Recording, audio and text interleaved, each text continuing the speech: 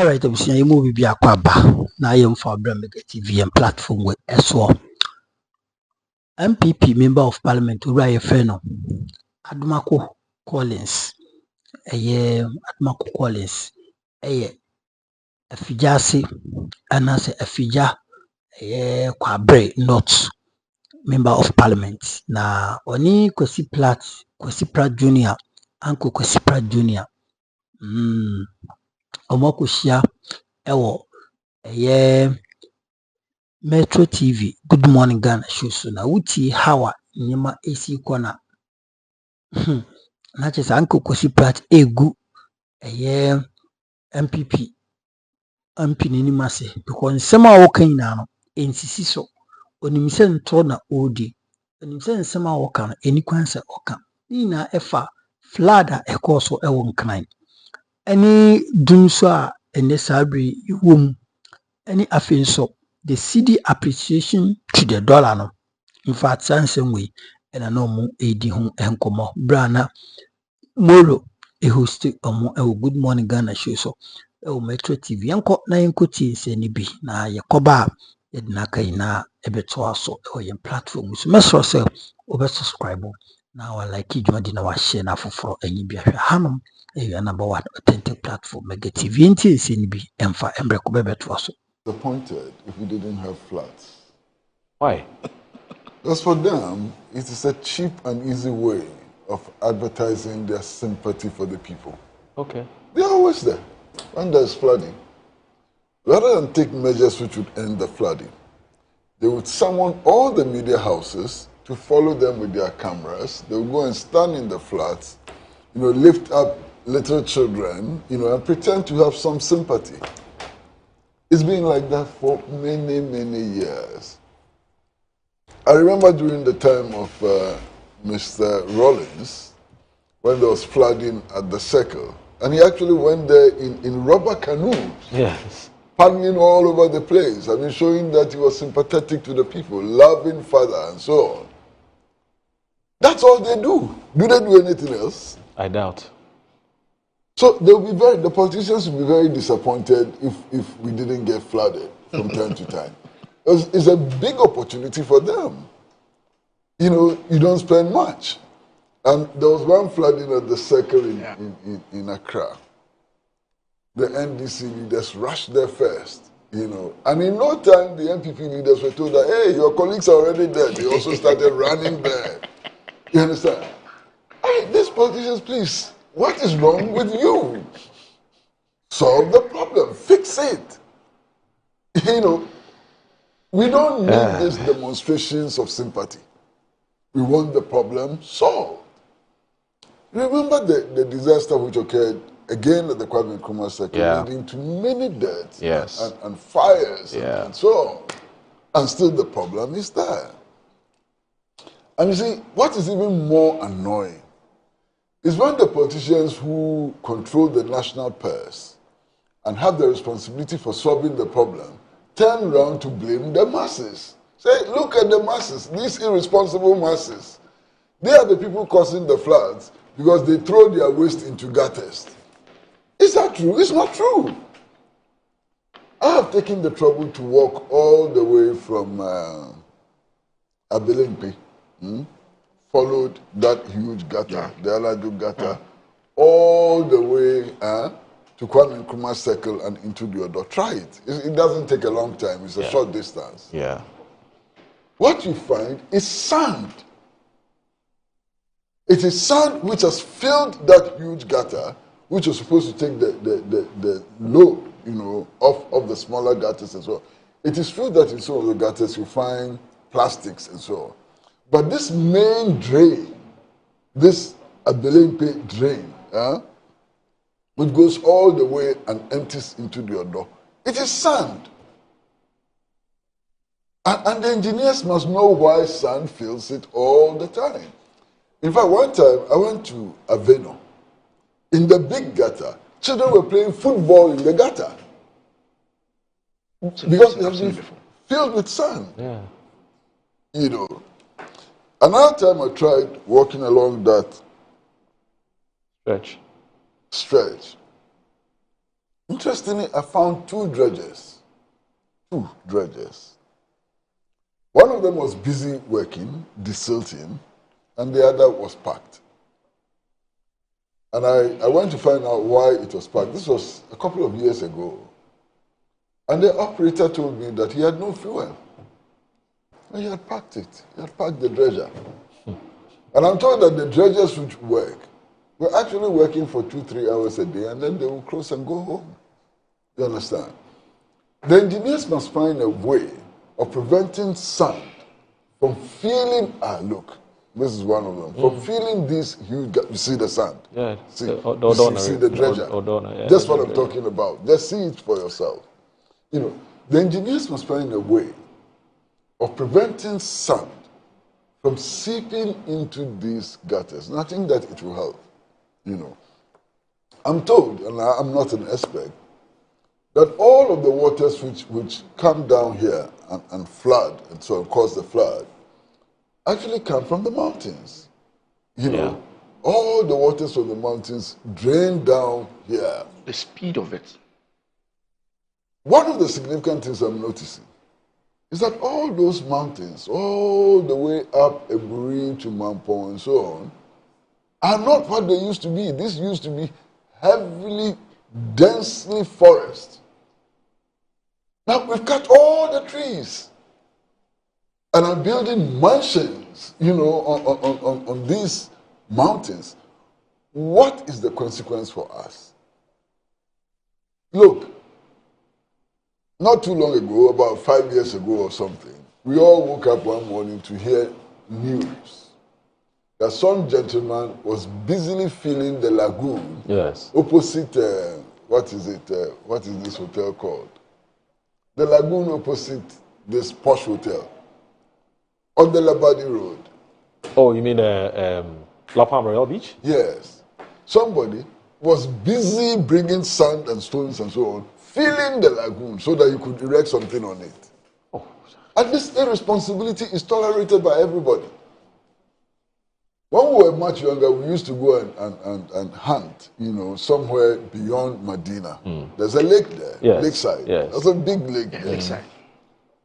They're big men, powerful people, rich men, big businessmen and so on, actually filled portions of the lake, which contained water. They had this hits with this particular with the hardest hits. Yeah, but they filled it I'm just practicing your point. built houses on it. Yeah. And we sat back and looked at them. Anytime we are doing demolitions, yesterday I saw us doing demolitions again. Whose structures are we demolishing? The poor people. The rich people can do anything they want. They can build in waterways. They can do whatever they want. Nothing happens to them. Look, these railway lines. I'm told that there is some space, allowable space for construction. People have built next to the railway lines, the rich people. Their houses are there. Nobody touches them. You understand? So, it is irresponsible politicians. Irresponsible politicians who have led us to this space. Okay. And I think that we should punish them. Master, we should punish these politicians. I agree. We should punish them severely if they fail to act and there's flood. Yeah. And they come to show sympathy. We should embarrass them. We should hoot at them. We don't need their sympathies. You understand?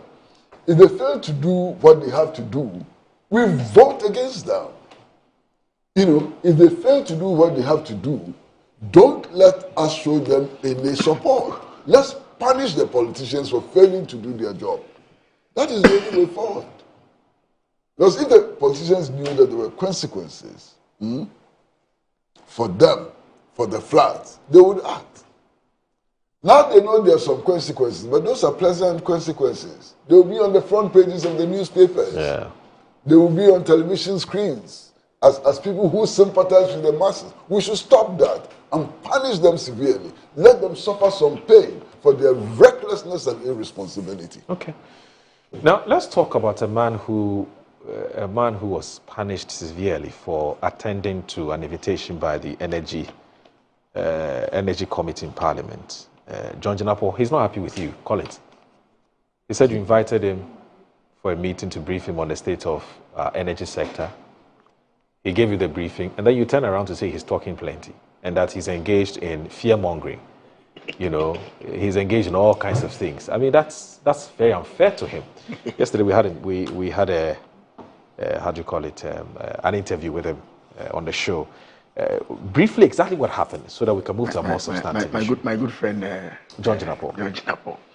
I've seen some publication on Ghana Web that the NPP tricked. Yes, it emanated from here. Yeah, yes. I mean, we tricked him into making comments, and I found that very, very unfortunate. The Energy Committee, as part of our oversight responsibilities, invited agencies under the power sector, VRA, GridCo, PURC, NEDCO, ECG, essentially for them to brief the committee on their activities. And what we normally do is that we look at their scheduled activities for the year and then approve them, basically. It was during this session that the committee, led by the chairman, and the chair of the committee is from the majority side. Yeah. Decided to bring in the media. And the media was just to cover the initial deliberations, which had the minister to give a brief remark. It was during his brief remarks as a minister that he made that statement that as he sits, he's grumbling with how he intends to get fuel into the system, because the fuel that we have is just for 2.5 days. These were his words, not our words.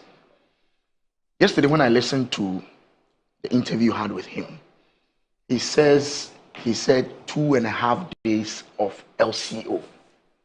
And my brother, I have the video here. He never mentioned any LCO. When he met you? Yeah, absolutely. During the committee interaction. And the video is here. It's not my creation. It was because of that particular statement. Immediately he finished, then the media guys who were there tweeted it. I saw it on Joy News and the rest that minister says we have 2.5 days left of fuel. So we didn't trick him. You can listen to the soundbite. I've just seen your. But else you were saying light crude oil. Absolutely. So at the committee, we all cringed a little bit. We all became a little bit jittery because he had made similar statements. If you recall, that we have just 5 hours of fuel left. Yeah. Then he subsequently came during the vetting to explain HFO. that he was referring to HFO. Yes. When he left, then GridCo appeared. Yes. When GridCo appeared, GridCo then gave us a data. And the data showed that the 2.5 days he was referring to that had already gone viral was just in reference to LCO, which was to one particular thermal plant. How then do you blame the minority? How do you blame the minority for it? Do you typically invite the media to cover these kinds of engagements? I've been in other committees. Okay. The standing orders allow that even committee sittings can be public. Right. Yes. But the decision as to whether you bring a media house or not rests with the leadership, which is normally the chair and the ranking. Do you know what went into the decision to invite the media? I don't. You're deputy ranking? Yes, and I said I don't. When I got there, the media were there. Okay. What it meant was that the chairman had decided on that. That's fine. Okay. That is part of our rule. There's nothing wrong with that. Right. Indeed, Jinapo, my good friend, in his initial remarks, stated that he is happy to see the media. Yeah. He himself said it. He said that? Yes, that he is happy to see the media. And this is an innovation. He's been on the committee for some time, so this is an innovation. And that he's happy about it. We didn't ask him to tell us that we have just 2.5 days of fuel. And then the media picked it up. So I beg, it is not true that the minority tricked him into making those comments, or the minority tricked him, invited him when he got there was a media, and then when he made a statement, the media carried it. Okay. And then the media, I don't blame the media, because they carried what he said. Of course. Yes. And he didn't say that we have just 2.5 days of light crude oil. He said we have just 2.5 days of fuel. That was what he said. And that was what caused the panic with the media, and then they started tweeting it, and I saw Joy, Metro, everybody picked it up. So please, it is not entirely the case. Okay. But of course, subsequently, he's made comment that we've received some liquid fuel into the system. That is soothing for all of us. I'm happy. I'm a Ghanaian. If the lights are on, I'm happy about it. But there's nothing wrong with the minority drawing his attention to that kind of statement, especially on the back of what he said on the 7th of January. Because if you're a businessman and the minister said, I have just 2.5 days of fuel left, of course you panic. If you're in the industry, you panic. So the minorities call for him to focus his attention more on the doables rather than the panic communication. I don't see anything wrong with that. And I don't see why he thinks that we tricked him into coming there and then we blew. But therein lies the challenge. You invited him not to just come and talk about solutions, but you also wanted, like you said, you want to know what the state of the power sector is. Absolutely. Where are we? Absolutely. Do you understand what I'm saying? Absolutely. Now, in telling you, before he goes ahead to tell you where we are. Yes. Now, in telling you where we are. Yes. Never mind. For me, I think it was a blip where he said 2.5 days of fuel left and so on. I mean, he came back to say it was in reference to a particular. Fine. But if the man tells you that this is where we are, 2.5 days, how then do you turn around to say that instead of telling us what the problem is, tell us what the solution is? No, the man didn't come to tell us the facts. You yourself, you are saying that the 2.5 days he was referring to, obviously maybe a mishap. Yes. Not obviously. I mean, he himself has come out absolutely. To clarify. So, and you think we shouldn't prompt him that kind of statements are not well within the scope of things? Why shouldn't we say that? So, if he had come to the meeting and he said that we have 2.5 days of LCO, in respect of Sen Power, but we have others, there are other fuels and other thermal plant that can run for. In fact, the critical report says that some of them have about 11 days, 12 days left. Right. The media wouldn't have picked it up that you are saying 2.5 days. Okay. Yes. So our point is not for him. We are not saying that you shouldn't give us the facts. Okay. But you should give us the facts. Right. Yes, that's all. Right. You shouldn't be giving us any. So your issue is not about the fact that you think he's talking too much. Your issue is tell us the truth. Tell us the facts. Absolutely. Tell us the facts. See. And because the what the media has reported on various platforms is that you're saying that don't even tell us at all what the problem is. Just tell us what the solution is. I was part of the drafting of the statement. I have a copy of the statement here. And I can give you a copy of the statement. Right. There's nowhere in the statement that we said that he shouldn't be talking. Okay. There's nowhere in that. All we said was that he should focus his attention more on the deliverables. All right. That's all. Okay. Uncle, did you also hear it? 2.5 days. So we did not. Look. You guys should just stop wasting our time. Just wasting our time. This semantic battle sometimes, and who said this and how did he say it and so on. It's all useless as far as I'm concerned. About 1 year before the new patriotic party left power, this country was suffering serious power outages. Fact. It has continued into the 5th month of the National Democratic Congress. That is the situation. And sometimes I wonder, these guys look us in the face and say, oh, it is not doomsday. Do we care whether it is doomsday or you call it by another name? The point is that we are suffering power outages. That's the point. That's a fact. You understand? And in your time, that's a fact. You had the effrontery, really, to look us in the eye and to tell us that, oh, there's no doomsday in Ghana. What we have is doomsday. Have you forgotten? Yes, I've not forgotten. There were power outages. Right now, you have the National Democratic Congress in power. And yesterday, I was reading through the newspapers and so on. And some officials of the Electricity Company of Ghana were telling us that we don't have doomsday. I said, is this not exactly what the NPP was telling us? Do we care what you call it? We don't.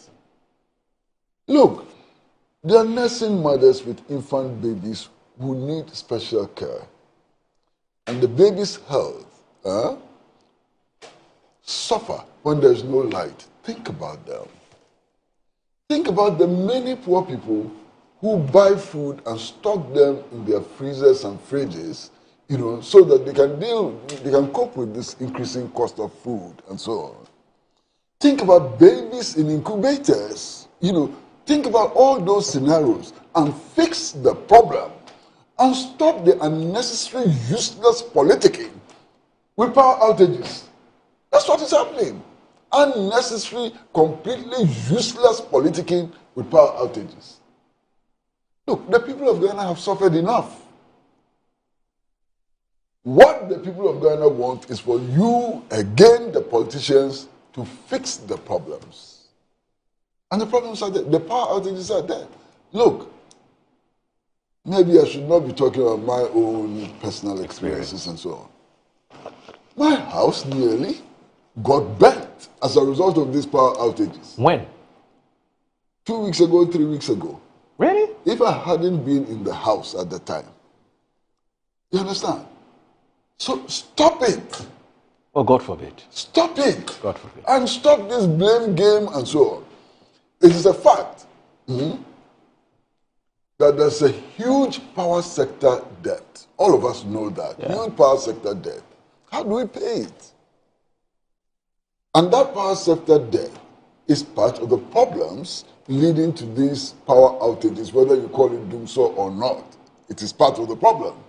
You know, it's a fact that we have antiquated equipment. The power lines are old, you know, the pylons are old and so on. They need to be changed. It's a fact that line losses in Ghana are some of the highest in the world. That's a fact. It's a fact that this whole dream of privatization hasn't worked. We brought in independent power producers because we thought that was the solution. Is that the solution? The situation has gotten worse. So privatization hasn't worked in the sector. And we are talking about more privatization. When privatization hasn't worked, we are talking about more privatization. What's wrong with us? You know, what's really wrong with these leaders that we have? So please, let's solve the problem. Let's sometimes listen to the workers, the ordinary workers in the electricity sector. Listen to the Public Utility Workers Union. I've listened to the Public Utility Workers Union, and they know what they're talking about. Listen to them and stop the arrogance. You understand? If you don't have a PhD to your name, everybody thinks that you're an idiot. Is that the case? Listen to the workers. Okay. They have been working this system for years. We came up with something that we thought was a solution. Decouple, that's what came up with Greco and the value chain. Separating the value chain.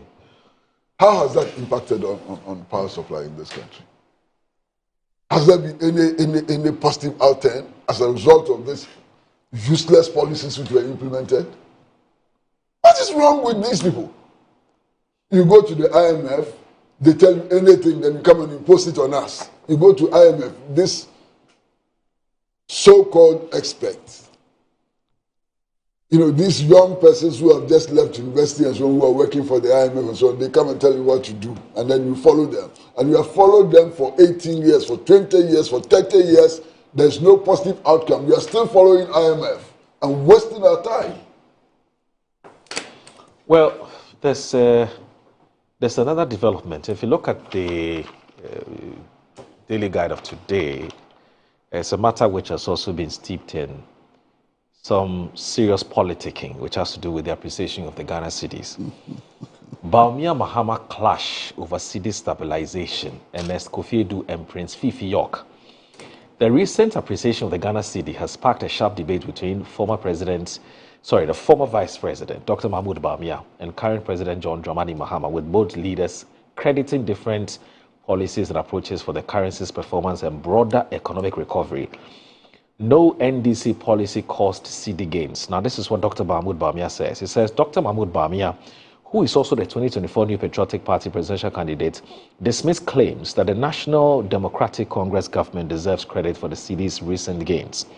Speaking during his thank you tour in London, Dr. Bawumia challenged the NDC to point to any policy they have implemented that directly influenced the currency's recent strength. And I'm going to quote him. If you are to ask the NDC to point out exactly what policy they have implemented that has resulted in the appreciation of the cedi, they cannot tell you one has been promised or talked about something real. There is no such policy. Dr. Bawumia explained that the NDC administration only passed its 2025 budget in March and has yet to begin significant spending or launch initiatives that could impact the currency. They have not even issued any contract or made any payment of note. So you cannot ascribe what is happening to the Cedi to any policy they've implemented, he added. Instead, Dr. Bawumia attributed the Cedi's gains to policies enacted under former President Nana Akufo-Addo's administration, of which he was part of, with particular focus on the gold purchase program launched in 2022. He recalled how Ghana's gold reserves were a mere 8.7 tons before the program, but grew to 30 tons in just 2 years, equating to $5 billion in reserves accumulated through domestic acquisition. Ghana, as Africa's largest gold producer, had just 8.7 tons of gold reserve. Meanwhile, countries like the US have over 8,000 tons. That reserve strength gives confidence in the currency. Bawumia said and continued, you don't need to export to earn gold. You just dig it up or buy it with cedis. It was a faster and easier way to shore up reserves.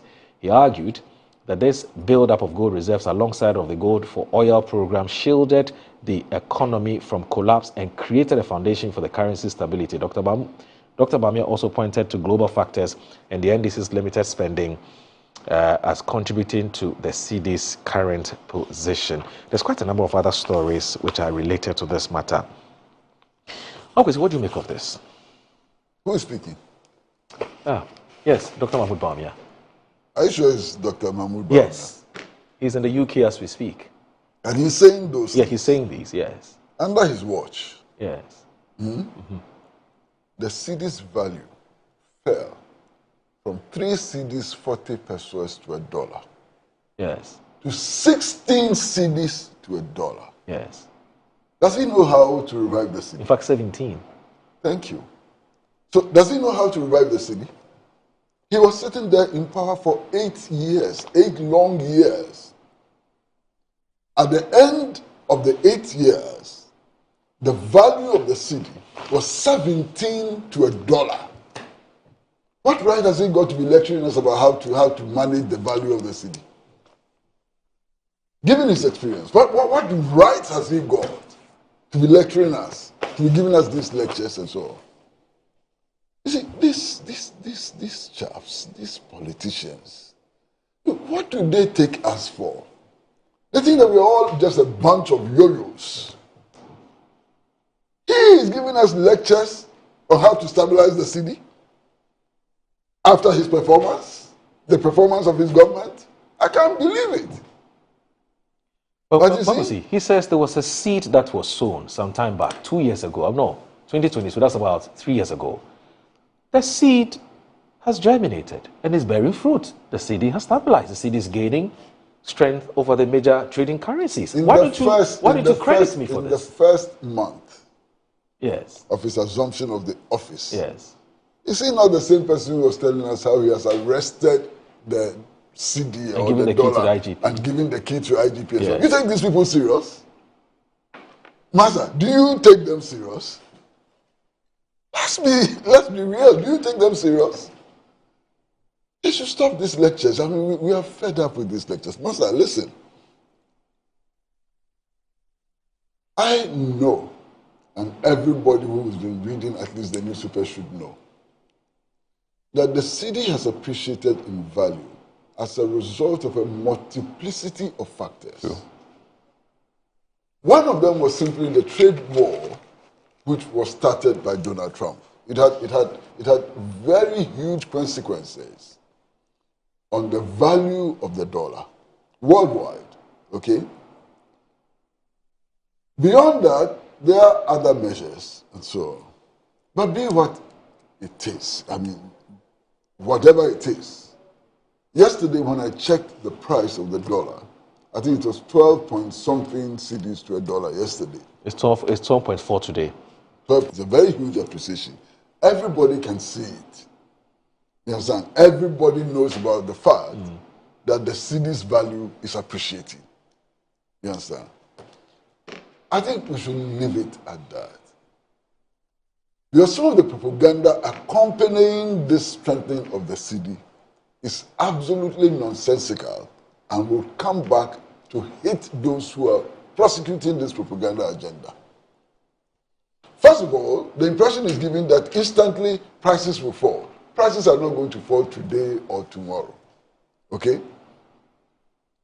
Because anybody who has studied elementary economics, elementary, I mean very elementary economics, knows about what is called the gestation period.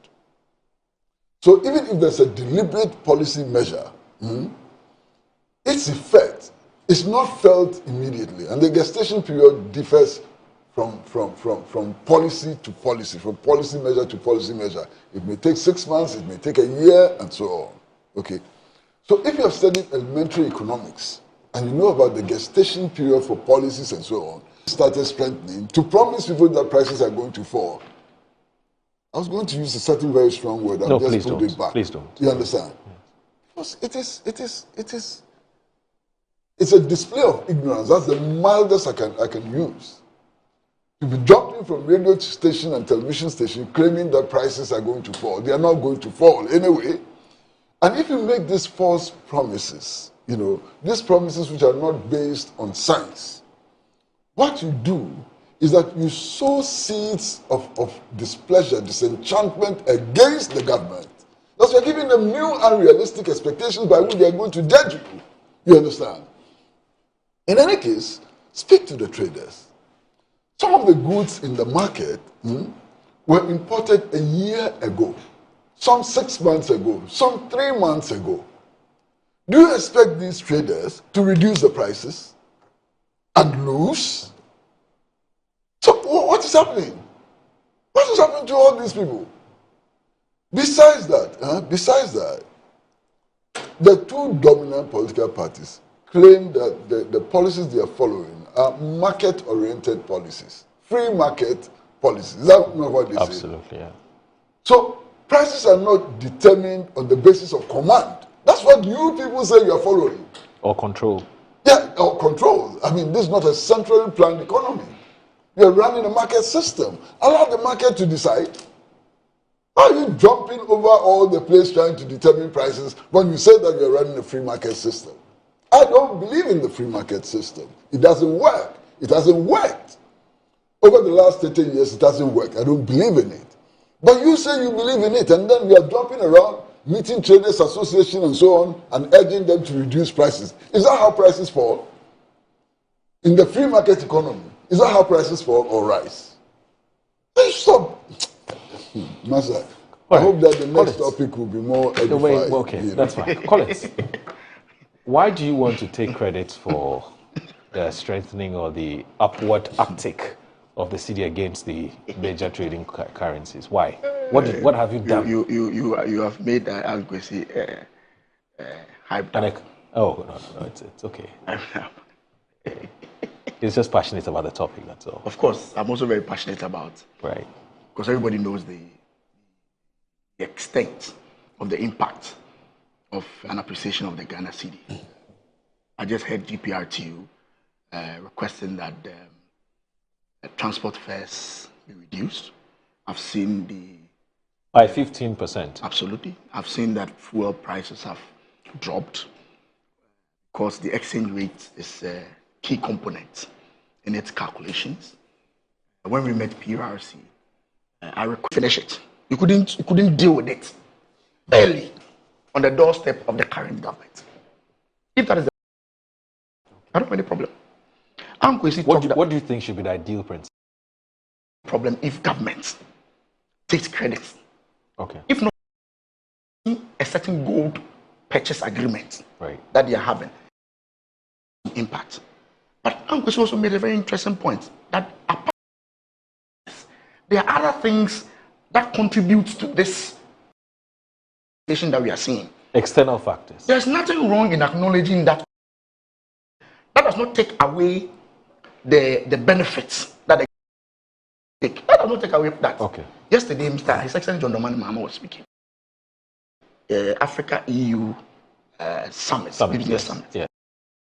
Our current appreciation of the Ghana Cedi as a result of our gross reserves, international reserves. He quotes that currently we have about 10 billion. Yeah. His Excellency said he inherited 8.98 say it. Right. So if your reserve now is contributing of the city, and the big man himself is saying that currently it's 10 billion, he inherited 8.98 billion. Is that not an acknowledgement of the effort by the previous government? And that's why I'm asking you that. What principle do you stand? There's nothing wrong in taking credit. Right. I'm saying that when they came, it was about $15 to $16 Yes. per. Yes. Now it's almost 12 for something. Yes. Yes. Politics. There's nothing wrong with that. I don't have a problem if they take credit for that. Okay. But I'm saying for being in government for 5 months and seeing this appreciation, okay, when there's a problem. All right. Fair point. Fair point. Don't come and say that it started from somewhere. No problem. And I'm saying, Secretary John Dramani Maham yesterday attributed the appreciation to the reserve that they have. And he himself is saying that he inherited 8.98 10 billion, which means they've added less than 2 billion. Right. I'm not sure it is there. That's why we're having this appreciation. 2.5 billion. Absolutely. But it's been piled up over the years. So he himself has acknowledged that some efforts were made. Gold reserve from the data themselves, Bank of Ghana data. They say they've added less. Currently, we have 31.37, 30.53. Is that not acknowledgement we made? But I'm saying that, yeah, you can take credit. There's nothing wrong with that. Let me ask you this, Collins. Clearly, from what the president has said, yes, the school of thought that believes that what has been done, which was good in the past, what has also been done, which was bad in the past, say it. Because consistently, the president is talking about what he had inherited, yes, what has been bequeathed to him. You mentioned, for instance, the gold purchases policy. Yes. This is what I inherited, and this is what I've added. Yes. But even before you said this, acknowledging what the president has said, you were saying that what is it that are you accepting liabilities and the take over to establish from a regime? I wanted to establish, or you pick and choose, or you nitpick. Establish that principle because okay, others are reluctant.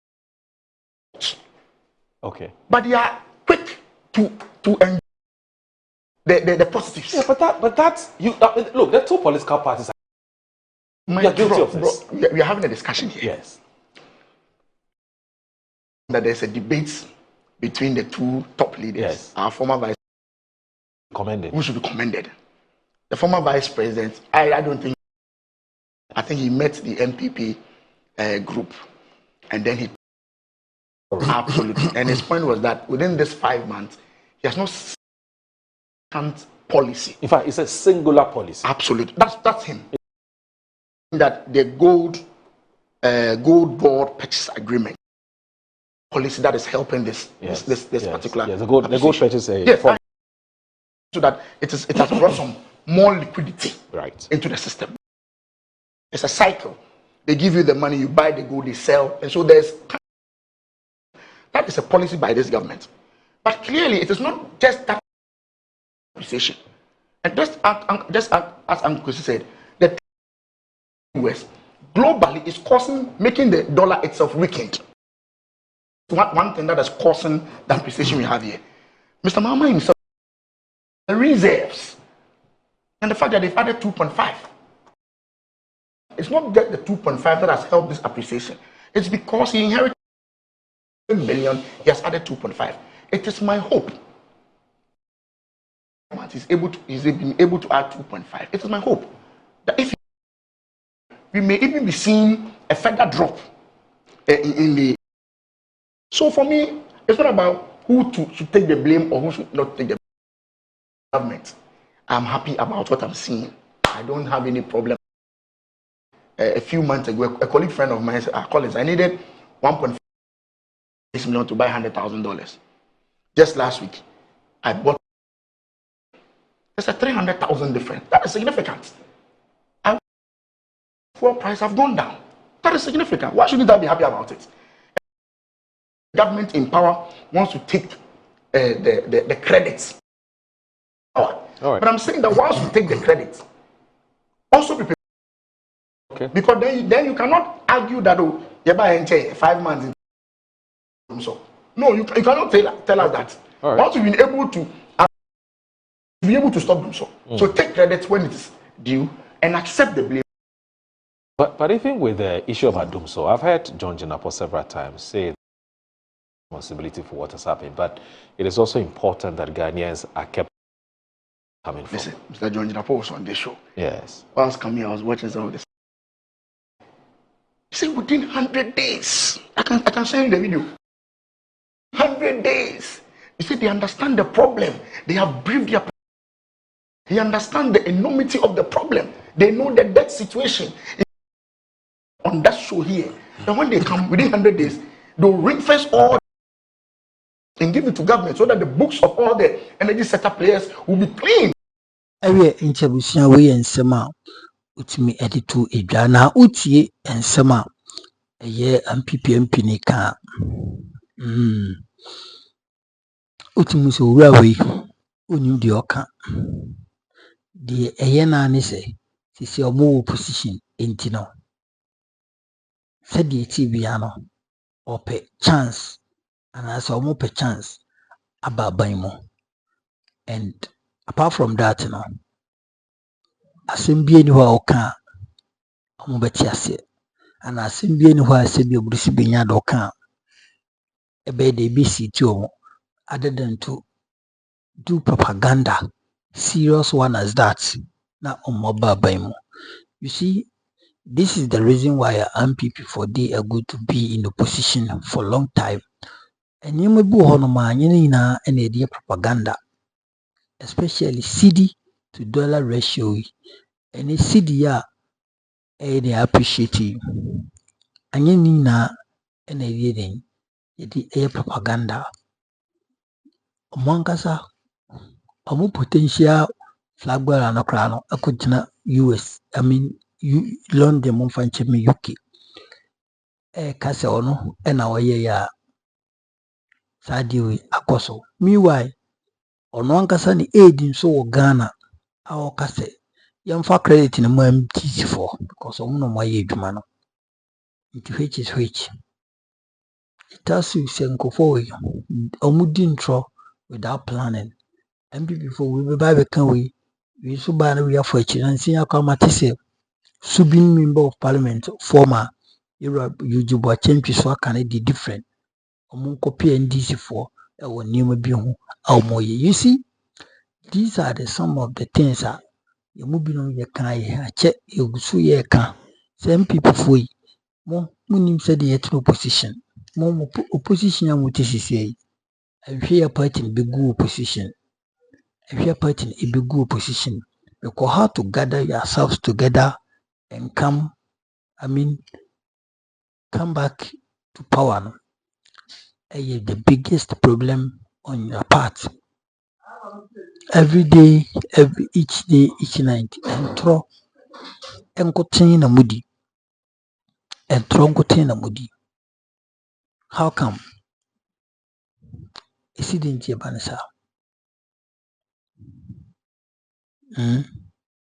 So it is strange. So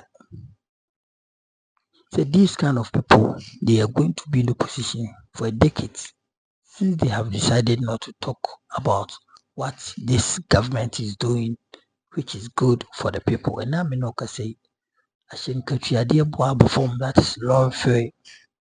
Petrol, so more than 3 consecutive times. And with the MPP for more. Dr. Muhammad Boumi said, why you good for change? Good for you.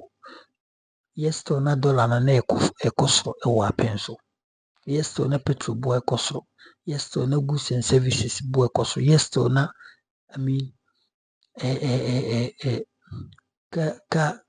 lorry fare boy ekosro. And how can you say you have implemented a policy and that policy didn't take effect in your government? As soon as you left government after 5 months, national policy shall see take effect. Or be for take another policy, policy now. It is going to work on the economy. Na nipa no ka kyerɛ sɛ ɛnyɛ no mmom ne policy no na ɛyɛ adwuma. Na mmom ɛyɛ wo policy na implementing no more than 1 year ago. A wotena bɛn for more than a year. As a policy na take over no. Anaasɛ anyɛ adwuma no. Ɛna woyɛ den.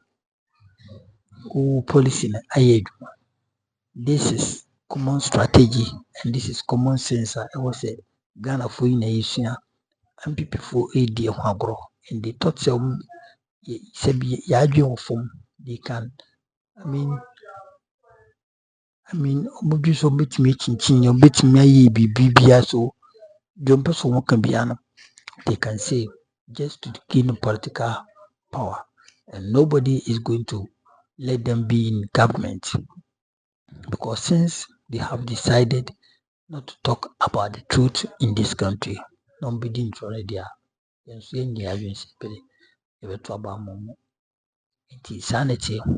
see, a craft flood na ya de be a ban. Oko is it Holland also? Netherlands. Oko Netherlands. Even here, Mammy Fonko UAE, United Arab Emirates, Fonko UAE. Sanko for you. Omukuru no esin so UAE omukuru no sin so omwaiden omadreje omukuru no esin so adai na Ghana yidasa ye asase pese so senkatete memu a nka Israel fo asase pese so na ete utwo ni asase da ho yantam and still na enso timi to e man fa ye niema ebi wura ye dan mu to the extent say say niema efufa niema biko. What is wrong? Wo meko obi aseda akrakra asase no akrakra body no asi den esi so na enso mfa ne da. Enso emfa ne da enso enwura ne dem da enso say na japade da. Bagana every rainy season be enso efa ipa e won kan. Every rainy season be enso fa nipa e won kan. And this is common sense. I am praying for NPP face they can solve this issue once and for all. But because of the neighbor Kwesi Pratt Junior uncle can say politically not nisa politically for campaign message nisa time for sabotage they will never do it because information to send when they are about to go to election. Into Mofaso, my then, they send you information. Yeba, yebe, Boma, Yimunima, Yebemum Sikama with their button. You see, Ghana, your politicians, Mofa is a Jimmy O Sebi. Mofa is a Jimmy. Let me say, Yana Yadrin Corso. I said, Ghanaian populace, majority of them Yadrin Corso say politicians the first year Jimmy. And Kafla, them, Emma politician, Macancha say, Oba. Ama abekwa baby oye na ama oduane ama omo no wagya honom kɔ the next year forgotten say a person ya babio na wasan be hu aduane wo mbreko problem na ɛda honom gata bi ɛda ho ɛwɔ so mo ye bridge to so asase bi a aye star bi slope ɛwɔ so mo kate no mo ye nima proper planning method ɛkɔ so ho no omo nye they will just come and give you money and go. They just come and give you food and go because a strategy dear politics, dear campaign. Then say to honor, MP dasi, Kwaku dasi, no boy dear, and your one can didi, and your one can so she fire near me, every year bia ye kasa se we. Ah, Ghana isuma Ghana because nipa bebree sebi anye menye den min insult obi a insult obi a but nipa bebree na adwen ɛwɔ fam na adwen no ɛwɔ fam paa emu embre kenti da kenti da nka this kind of people you wanna allow them to come and create all of sycophants di ya ho fɛw ɔmo bɛyɛ aso ɔmo no sere meanwhile aso ɔmo no nsu you see nka wɔ sɛ nka yɛhu saa de ma yo fast yes ate ho fɛw so de bi ne ɔmo nenam de bi ɔmo fie fɛ ɛdi nti a nsu no yiri na mfa politician bi afie it tells you something anko politician bi afie o nam yɛ akɔhwe akwaya yɛtɔ ɔmo bɛdi president na ɔmo bɛdi ministers ne MPC na ifie ne nam but ɔmo ne deɛ ɔmo fie ayɛ wosee abusua dwenasɛm yi ho na fa comment tom like hyɛ na foforo yɛ bi ma me tie bafo yakopɔ nhyira ho ma me wura yɛ bi yakopɔ nyɛ ɔkɛse nti adom ako Collins deɛ gya na asɛm MP for afigya kwabre no ne nsɛm a ɔka ne na yɛ bongo onim deɛ ɔka wabɔn koraa kyɛn Dr. Muhammad Bawumia nankasa bye bye makro bibia wade yɛ ado bɛsɛ nhyia